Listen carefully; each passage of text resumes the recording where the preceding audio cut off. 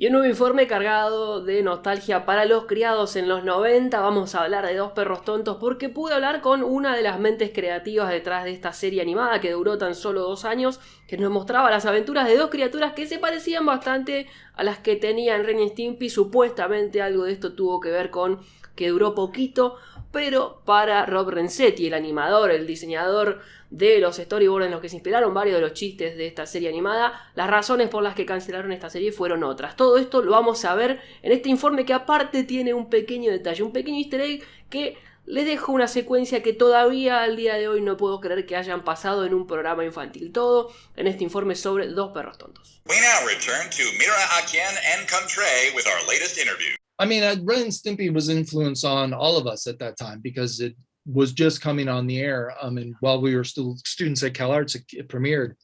And it was a huge influence on us. Stylistically, I never really saw the connection, you know, just because I mean, I suppose you could stretch and see it, but Chris Felucci's style seems very different to me.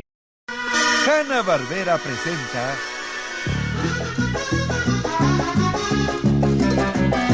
The dogs' designs were basically Craig's first shot at doing professional design. And, you know, we were really harkening back to the old Hanna-Barbera, like first generation, second generation Hanna-Barbera stuff like Top Cat and McGill, you know, Yogi Bear and the Flintstones later. But the idea that like we were trying to consciously do a show style that would work with limited animation, you know, that we would be able to send overseas. So the characters were very graphic. The dogs were very graphic. Dos perros tontos. Donovan Cook, who was the creator of Two Stupid Dogs, he was a Cal Arts grad had been at Cal Arts in the same class as Paul Rudish.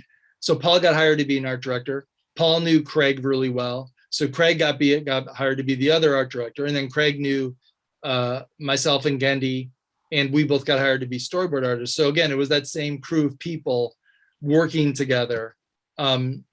It was a lot of fun. We didn't know what we were doing. We were kind of making things up as we went along with Donovan, who gave us a lot of creative freedom. It was a storyboard driven show. So again, we were given just a premise, and then we had to kind of come up with 7 minutes of content on the two dogs. And you know, it was fun. We kind of all kind of got our sea legs and started learning how to do things over the span of that show. It didn't last for very long. ¡El zapato! ¡Quítate el zapato! ¡Wow! I mean, I think the main reason it didn't get picked up was because they gave us a crappy time slot on TBS.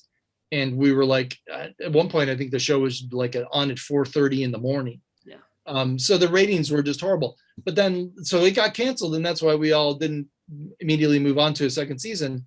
But in the few months when I was on hiatus, like they moved the show around and the ratings got better. So the second season, you know, we had done Secret Squirrel as a middle cartoon for that show. También al inspector Ardilla.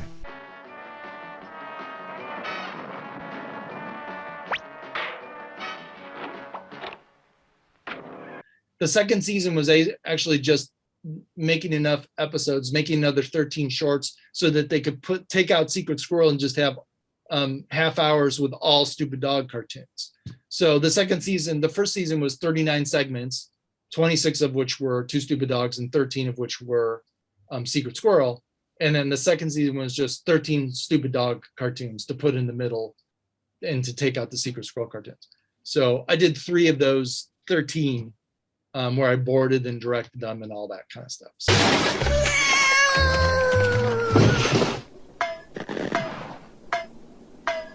Milata. By the time the first season was over and there was a big gap, Gendy and Craig and Paul went on to start doing the Dexter cartoons. I went back and worked on Two Stupid Dogs for the second season, which was actually very useful for me because Donovan gave me the opportunity to direct for the first time. So what I would do is I was the director of my own storyboards. I would come up with the storyboard idea, storyboard it, then I would direct. I would do the timing on that idea. Again, you know, telling the overseas animators how to animate stuff. And on those, a couple of those shows, I actually even got to animate myself. I got to animate a few scenes and send those overseas, you know, so that my actual animation ended up in those few episodes. So it was good for me to get some directing experience before I went on to Dexter, because I was one of the main directors on Dexter. ¡Ah! ¡Ya sé cómo entrar! Pero esto no será fácil. Debemos exprimirnos los sesos. Two things about that show. When we first all got hired, they put us all in this giant office, which was right next to Fred Seibert, who was the president of Hanna-Barbera. For some reason, Fred was in Joe Barbera's old office, and he was in Bill Hanna's old office. Joe was still Bill Hanna had moved up a number of years ago to a different office, and they put Fred in Bill Hanna's old office. But then there was this big empty office next to him, and they put us in there, and they quickly learned their mistake because we were super loud and super raucous. So they took us from being right next to the president of the company and put us into a trailer, which was just like a separate from anybody else, behind one of the other buildings, like next to the freeway.